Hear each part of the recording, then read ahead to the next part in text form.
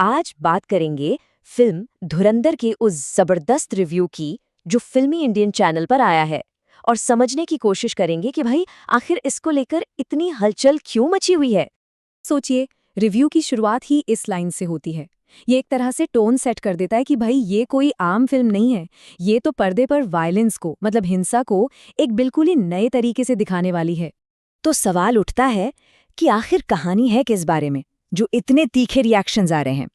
Review के हिसाब से ये एक ऐसी खतरनाक दुनिया है जहां पावर का गेम बिल्कुल नए और खूंखार नियमों से खेला जा रहा है।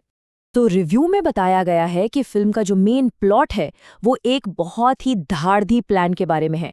कराची शहर के अंदर ही एक अलग देश बनाने की कोशिश हो रही है और इसका सबसे बड़ा इनाम है खुद कराची शहर। अब मिलते हैं इसके किरदारों से, और ये कोई आम किरदार नहीं है।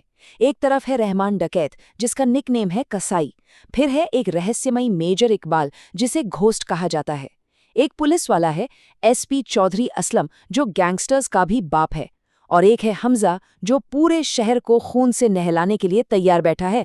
मतलब हर कोई पावर के लिए लड़ रहा है।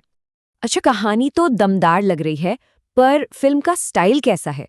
रिव्यू में इसे बनाने के तरीके को लिटरली एक ब्लड बाथ यानी कि खून खराबा कहा गया है। चलिए देखते हैं क्यों।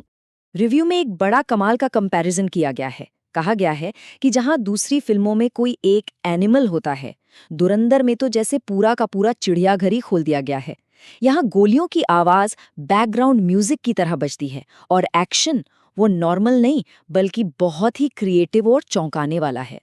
रिव्यूअर का ये भी कहना है कि ये हिंसा सिर्फ मार धाड़ वाली नहीं है बल्कि बड़ी अनोखी और क्रिएटिव है। इतनी कि समझ नहीं आता कि इस क्रिएटिविटी की तारीफ करें या डर के मारे आंखें बंद कर ले। ये उन सभी हदों को पार करती है जिसे सेंसर बोर्ड आमतौर पर पास नहीं करता। तो क्या ये सब बस शॉक वैल्यू के लिए है? जी नहीं। रिव्यू के मुताबिक इस खून खराबे के पीछे पॉलिटिक्स और रियलिज्म का एक बहुत ही अनफिल्टर्ड नजरिया है, और यही चीज इसे इतना जरूरी बनाती है। और फिल्म के डायलॉग्स वो तो अलग ही लेवल पर हैं। रिव्यू में इस तरह की बेहद कंट्रोवर्शियल लाइंस का जिक्र है जो फिल्म की बेखौफ और अनफिल्टर्ड पॉलिटिकल कमेंट्री का सबूत देती हैं। तो रिव्यू में फिल्म की सबसे बड़ी ताकत बताई गई है इसका रियलिज्म, इसका यथार्थवाद। इसमें पाकिस्तान के क्रिमिनल अंडरवर्ल्ड को इतने ज़मीनी और असली तरीके से दिखाया गया है जैसा दूसरे स्पाई यूनिवर्स कभी कर ही नहीं पाए। ये कोई वन मैन शो वाली फिल्म नहीं है। लगता है कि डायरेक्टर ने बहुत गहरी रिसर्च की है, जैसे वो खुद कोई स्पेशल एजेंट रहा हो। कहानी जबरदस्त है, डायरेक्शन भी धांसू है, पर रिव्यू की माने तो फिल्म की असली जान इसकी परफॉर्मेंस में है। और एक एक्टर ऐसा है जो पूरी की पूरी महफिल ही लूट ले जाता है। रिव्यू में साफ साफ कहा गया है कि रणवीर सिंह को भूल जाओ, धुरंधर का टिकट बुक करना है तो अक्षय खन्ना के लिए करो। मतलब विलेन के रोल में अक्षय खन्ना के काम को फिल्म देखने की सबसे बड़ी वजह बताया गया है। मतलब ऐसा नहीं है कि हीरो ने काम अच्छा नहीं किया, रणवीर सिंह का काम भी जबरदस्त बताया गया है, हेटर्स को करारा जवाब। लेकिन अक्षय खन्ना का जो नेगेटिव किरदार है ना, वो सब पर भारी पड़ गया है। एक तरह से उन्होंने अपने करियर की बेस्ट परफॉर्मेंस दी है जो पूरी फिल्म में सबसे अलग चमकती है। तो भाई कहानी, एक्शन, परफॉर्मेंस, इन सबको मिला के फाइनल वर्डिक्ट क्या है? चलिए देखते हैं रिव्यूअर का इस पर क्या फैसला है।